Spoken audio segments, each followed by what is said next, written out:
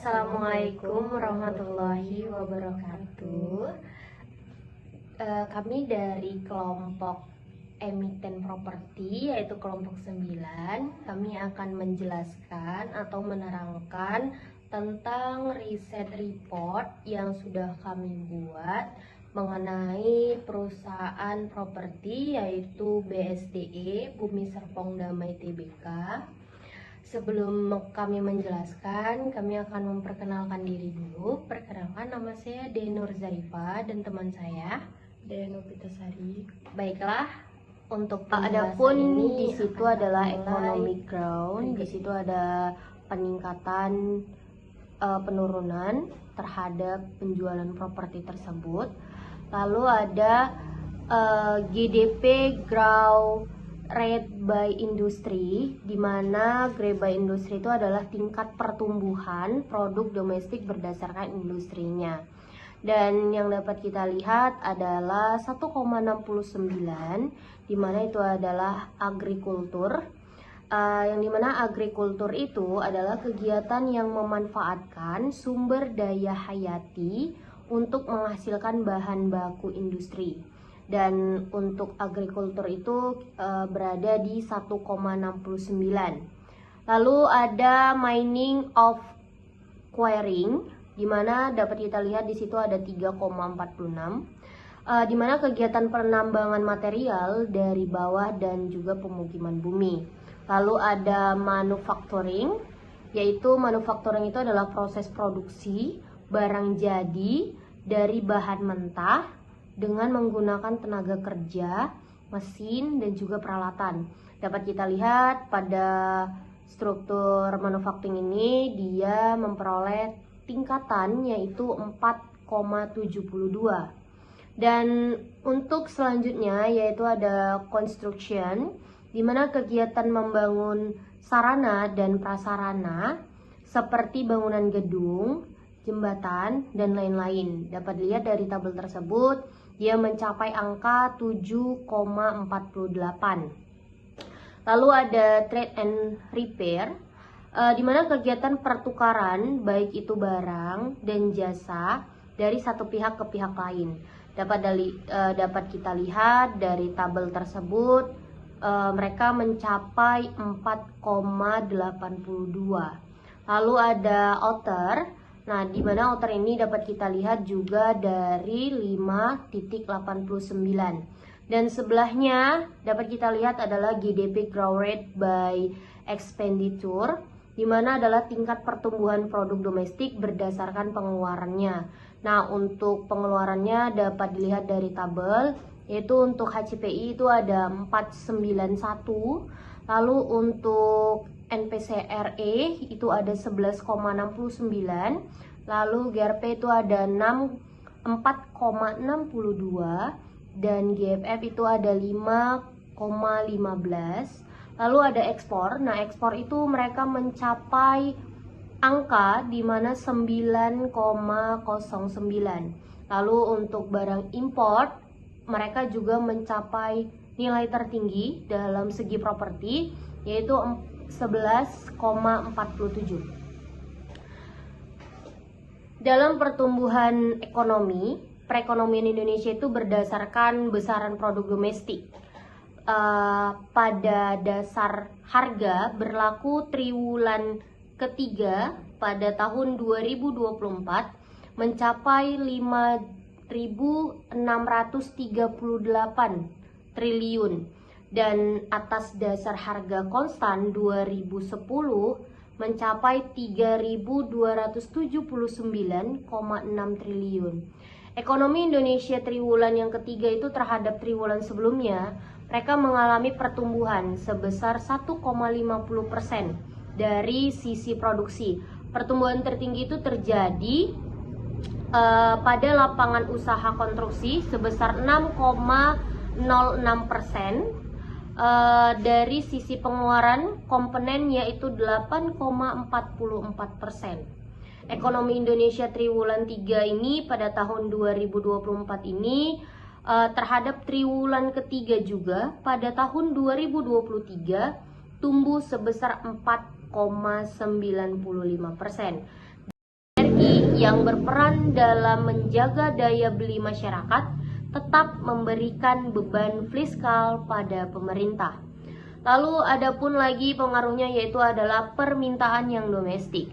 Seiring dengan pemulihan ekonomi yang terus berlanjut, permintaan domestik yang lebih tinggi dapat memicu inflasi permintaan. Meskipun BI, Bank Indonesia, dan pemerintah berusaha menjaga agar daya beli masyarakat tidak terlalu tergerus dan oleh inflasi yang tinggi.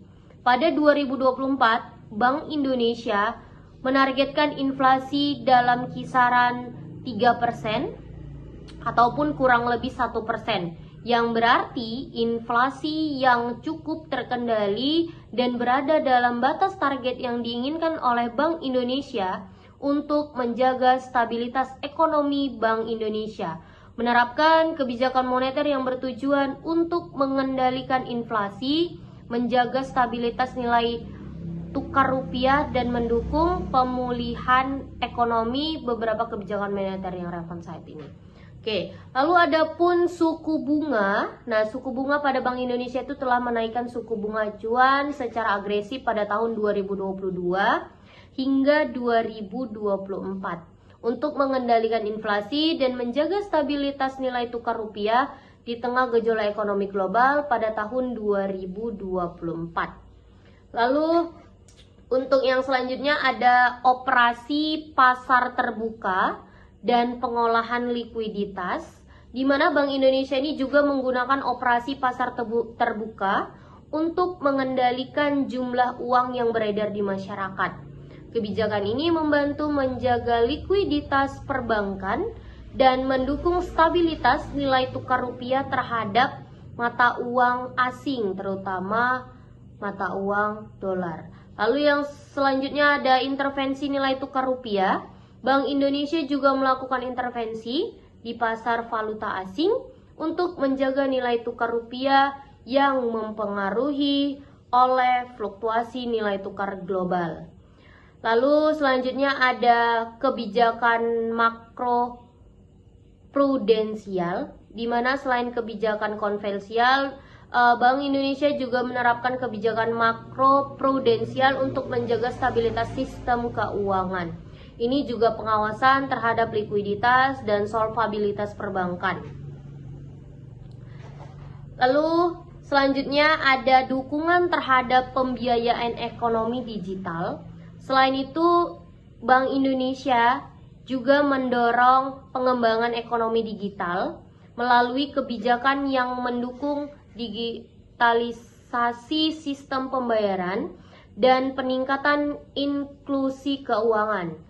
Lalu selanjutnya ada tantangan dan prospek. Tantangan utama yang dihadapi Indonesia dalam kebijakan moneter adalah menjaga keseimbangan antara mengendalikan inflasi dan mendukung pemulihan ekonomi. Beberapa faktor juga mempengaruhi sebagai prospek ekonomi Indonesia dan kebijakan moneter Bank Indonesia. Adapun ketegangan global, ketidakpastian ekonomi seperti perang, kebijakan suku bunga negara, lalu ada fluktuasi harga komoditas, tetap menjadi tantangan. Lalu dalam kondisi domestik, ketergantungan Indonesia pada impor energi dan pangan itu dapat mempengaruhi inflasi. Sementara program-program sosial dan subsidi dari pemerintah itu dapat membantu menahan dampak inflasi terhadap masyarakat. Lalu ada pun di sini pemulihan ekonomi. Sebagai negara dengan populasi besar dan pasar domestik yang cukup besar, Indonesia memiliki potensi pertumbuhan ekonomi yang kuat. Tetapi masih perlu menjaga stabilitas harga agar pemulihan ekonomi berjalan dengan secara berkelanjutan. Adapun kebijakan infrastruktur, kebijakan ini saat ini berfokus pada pengembangan dan pemerataan infrastruktur untuk mendorong pertumbuhan ekonomi, mengurangi kesenjangan antar daerah, serta meningkatkan konektivitas. Beberapa elemen kunci dalam kebijakan ini. Proyek tersebut fokus pada pembangunan jalan tol, pelabuhan bandara, lalu rel kereta api, terutama di luar Jawa. Proyek besar ini seperti jalan tol Trans Sumatera, rel kereta api cepat, dan pembangunan ibu kota negara menjadi prioritas. Pembangunan infrastruktur energi, upaya untuk meningkatkan kapasitas pembangkit listrik, terutama energi terbarukan seperti memperbaiki distribusi energi di daerah terpencil. Lalu adapun pengembangan infrastruktur digital, pemerintah mendorong pembangunan jaringan internet atau fiber optik yang menargetkan pemerataan konektivitas digital untuk mendukung sektor ekonomi digital. Lalu pun ada pendanaan infrastruktur, di mana pembiayaan infrastruktur menggunakan model kerjasama pemerintah dan badan usaha atau KPBU, serta partisipasi sektor swasta untuk mengurangi beban fiskal negara. Lalu pembangunan ini bertujuan untuk meningkatkan landasan yang lebih tinggi dan lebih kuat bagi perekonomian Indonesia, meskipun tantangan terkait pendanaan, birokrasi, dan dampak lingkungan tetap perlu diatasi. Dan di sini kami lampirkan yaitu stock price dari data dari perusahaan PT Bumi Serpong Damai atau BSDE. Jadi Bumi Serpong Damai ini adalah salah satu pengembang properti terkemuka di Indonesia, dikenal dengan fokus pada pengembangan properti residensial dan komersial, terutama di kawasan Greater Jakarta. Sepanjang perjalanan bisnisnya, BSDE ini telah menunjukkan pertumbuhan keuangan yang kuat dan visi strategis yang solid. BSDE ini telah menunjukkan pertumbuhan keuangan yang kuat dan visi misi strategis yang juga solid, menjadikan pemain utama di sektor properti dengan prospek yang cerah. Lalu di sini ada berikut adalah analisis mengenai kinerja BSDE yang menjanjikan dan prospek masa depannya. BSDE ini adalah perusahaan pengembang properti yang terdaftar di Bursa Efek Indonesia dan dikenal karena pengembangan kawasan urban terintegrasi, perumahan, dan properti komersial. Portofolio bisnis BSDE ini mencakup pengembangan kawasan residensial, perkantoran, retail, industri, serta proyek campuran. Lalu dengan proyek-proyek terkenal seperti BSD City, Tangerang, dan Grand Wisata di Bekasi yang merupakan salah satu pengembangan kawasan terbesar di Indonesia. Kepemimpinan pasarnya sebagai salah satu pengembang properti terbesar di Indonesia, BSDE memegang posisi dominan.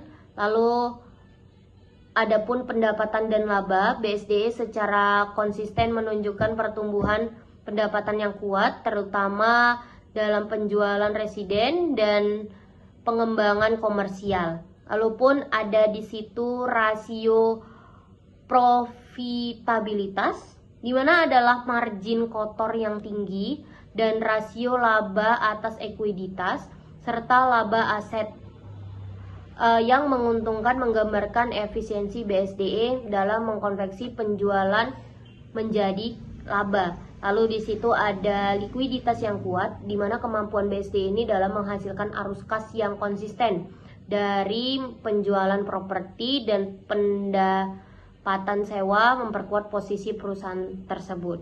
Lalu ada pun yaitu proyek utama, di mana proyek utama ini pengembangan paling kuat dari BSDE adalah BSD City, sebuah kota cerdas yang mengembangkan kota integritas yang meningkatkan daya saing BSDE dengan menawarkan lingkungan hunian dan kerja yang lengkap. Lalu ada diversifikasi dan pengembangan baru. Lalu ada pelaksanaan master plan, di mana perusahaan itu juga memperluas bank lahan dan melaksanakan master plan pengembang jangka panjangnya. Lalu ada permintaan untuk properti residensial dan komersial. Meskipun menghadapi tantangan ekonomi, pasar properti Indonesia tetap terhadap krisis tersebut. Urbanisasi yang terus berkembang, permintaan yang meningkat dari kelas menengah. Adapun pemulihan pasca pandemi, lalu di mana pasar residen itu perkantoran sedang pulih secara pasca pandemi. Lalu ada fokus pada kota cerdas. Jadi BSD itu sangat berinvestasi dalam pengembangan kota cerdas dengan BSD City sebagai contoh utama. Lalu ada di situ inisiatif berkelanjutan. Jadi BSD ini fokus pada pengembangan kota cerdas dengan BSD City sebagai contoh utamanya. Lalu selanjutnya ada inisiatif berkelanjutan di mana BSD itu pada pengembangan yang ramah lingkungan, termasuk bangunan bersertifikat hijau. Lalu adapun kolaborasi dengan pemain lokal dan internasional. Jadi BSD itu menjalin kemitraan strategis dengan berkembangnya lokal dan perusahaan internasional untuk memperkuat kapabilitas pengembangan pada perusahaan BSD tersebut. Lalu ada hubungan dengan pemerintah juga. Lalu ada ekspansi ke pasar regional juga. Lalu ada pengembangan proyek atau mixed use dan komoditas. Lalu ada potensi untuk imbal hasil yang lebih tinggi. Lalu ada volatilitas pasar. Lalu ada persaingan. Jadi Bumi Serpong ini membukukan laba bersih pada kuartal 3 2024 itu sebesar 2,70 triliun, naik bila dibandingkan dengan periode yang sama di tahun 2023 sebesar 1,77 triliun. Lalu dengan demikian kami lampirkan yaitu ada laba bersih per saham setara dengan 127,45 per lembar. Untuk gross marginnya di situ terdapat 65,3, lalu ada EBITDA marginnya itu ada 35,6, lalu ada net marginnya yaitu 26,7. Untuk profil usahanya, Bumi Serpong Damai Tbk ini adalah salah satu perusahaan pengembangan properti terbesar di Indonesia yang terdaftar di Bursa Efek Indonesia, didirikan pada tahun 1978. Lalu BSD ini merupakan bagian dari Sinarmas Land yang merupakan anak perusahaan dari Sinarmas Group. Lalu BSD ini bergerak di bidang pengembangan produksi properti dengan fokus pada proyek terintegritas yang mencakup pengembangan hunian. Baiklah, mungkin itu saja penjelasan dari saya. Untuk selanjutnya akan dijelaskan oleh teman saya. Terima kasih. Baiklah, saya akan melanjutkan penjelasan dari BSDE, yaitu portofolio proyek industri dan perkantoran. Berikut data yang terlampir pada perusahaan BSDE. Bidang usaha Bumi Serpong Damai Tbk BSDE adalah salah satu perusahaan pengembangan properti terbesar di Indonesia yang berfokus pada berbagai bidang usaha di sektor properti dengan visi untuk menciptakan kawasan yang terintegrasi dan berkelanjutan. Berikut adalah penjelasan lengkap mengenai bidang usaha yang dijalankan oleh BSDE. 1. Pengembangan properti residensial. BSDE telah lama dikenal sebagai pengembangan properti residensial, terutama di kawasan BSD City dan Serpong. Dalam bidang ini, BSDE pengembangan berbagai jenis properti hunian untuk memenuhi kebutuhan pasar yang beragam. Properti residensial yang dikembangkan oleh BSDE mencakup perumahan. BSDE mengembangkan perumahan dengan berbagai tipe, mulai dari rumah menengah hingga rumah mewah yang dirancang untuk keluarga. Proyek-proyek perumahan ini seringkali dilengkapi dengan fasilitas pendukung seperti taman, pusat olahraga, dan ruangan publik yang nyaman. Apartemen dan kondisium selain perumahan tapak, BSDE juga aktif dalam pengembangan apartemen dan kondominium yang berlokasi di kawasan-kawasan strategis, terutama di BSD City dan kawasan-kawasan perkotaan lainnya. Proyek apartemen ini dirancang untuk memenuhi permintaan dari kelas menengah dan kelas atas yang menginginkan hunian vertikal dengan fasilitas modern. Kluster hunian BSDE juga mengembangkan proyek kluster yang biasa mengembangkan konsep rumah tapak dengan komunitas yang terintegrasi. Kluster hunian ini dilengkapi dengan fasilitas seperti sistem keamanan 24 jam, jalan setapak, dan taman bermain untuk anak-anak. 2. Kawasan komersial. BSDE juga mengembangkan berbagai proyek kawasan komersial yang meliputi pusat perbelanjaan, mal, dan ruang konvensi lainnya. Kawasan komersial ini menjadi 4 yang penting bagi pengembangan ekonomi lokal, menjadikan ruangan bagi para pebisnis dan pengusaha untuk beroperasi. Beberapa proyek komersial utama dikembangkan BSDE antara lain yaitu pusat perbelanjaan yaitu mall.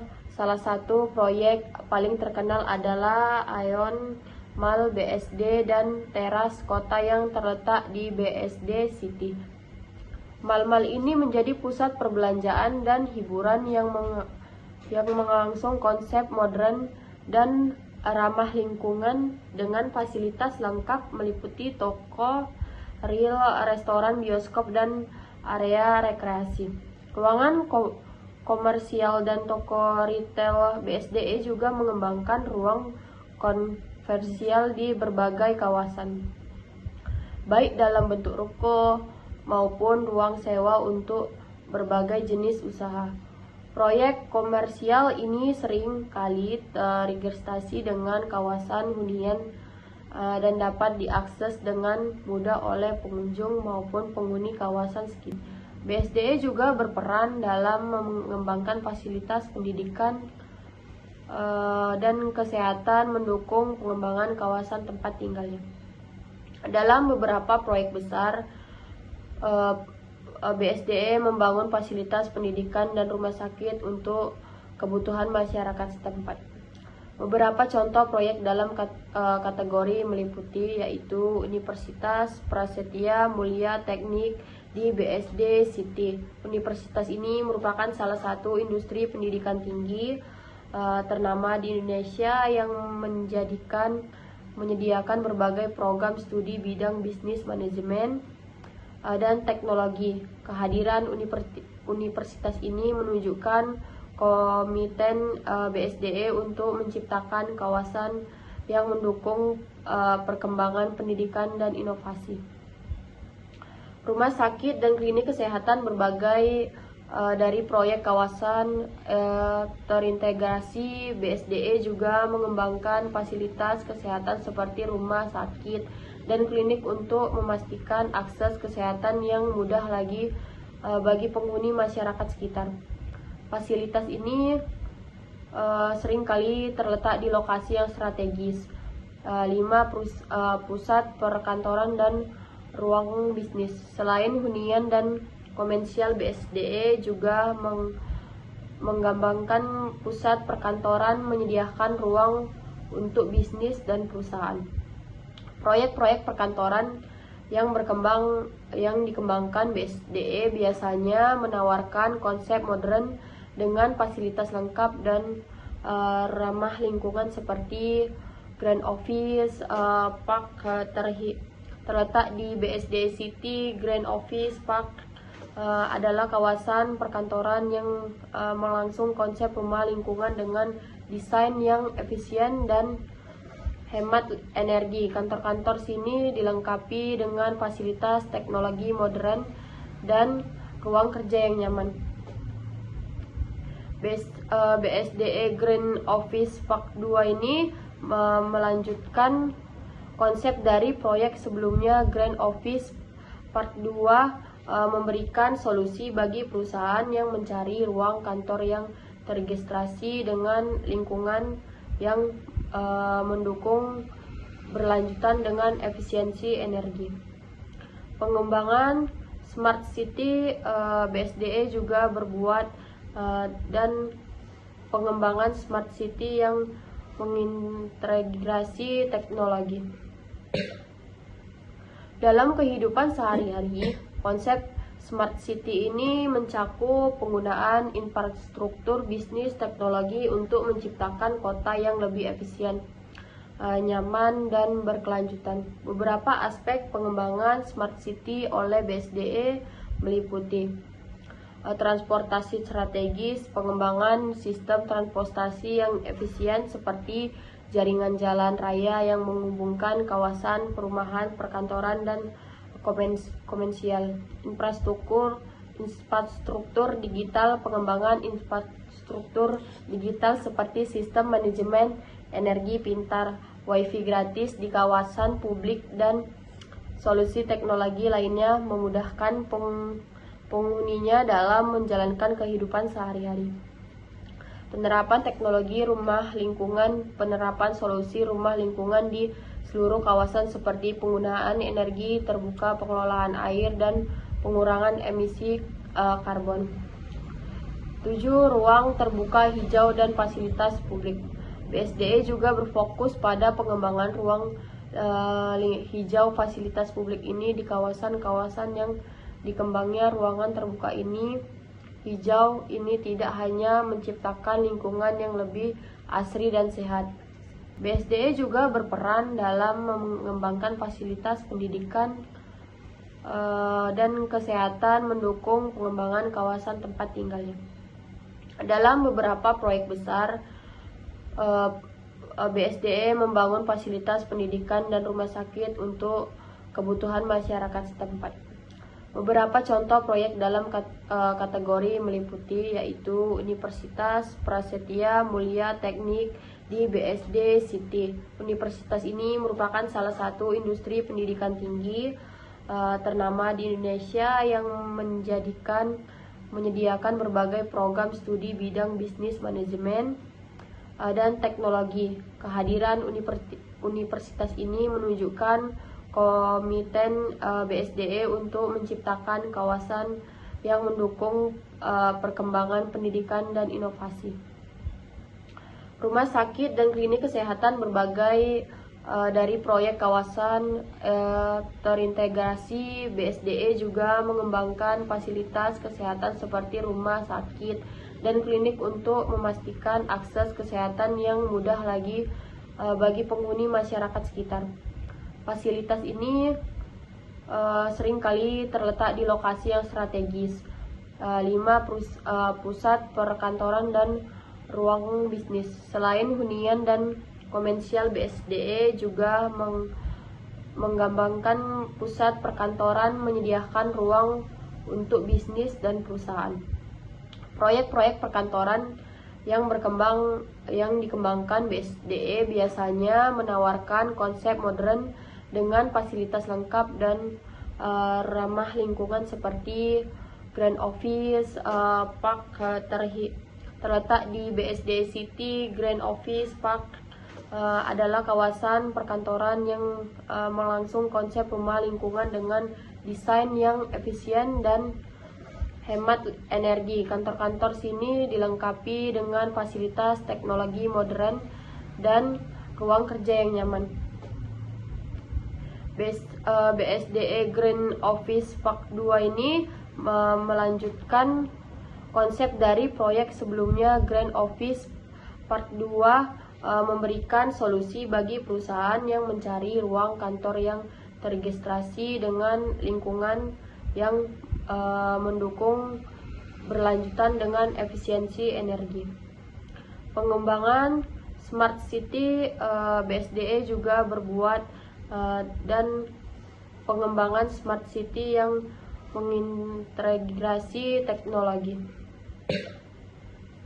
Dalam kehidupan sehari-hari, konsep Smart City ini mencakup penggunaan infrastruktur bisnis teknologi untuk menciptakan kota yang lebih efisien, nyaman, dan berkelanjutan. Beberapa aspek pengembangan Smart City oleh BSDE meliputi transportasi strategis, pengembangan sistem transportasi yang efisien seperti jaringan jalan raya yang menghubungkan kawasan perumahan, perkantoran, dan komersial. Infrastruktur digital, pengembangan infrastruktur digital seperti sistem manajemen energi pintar, wifi gratis di kawasan publik, dan solusi teknologi lainnya memudahkan penghuninya dalam menjalankan kehidupan sehari-hari.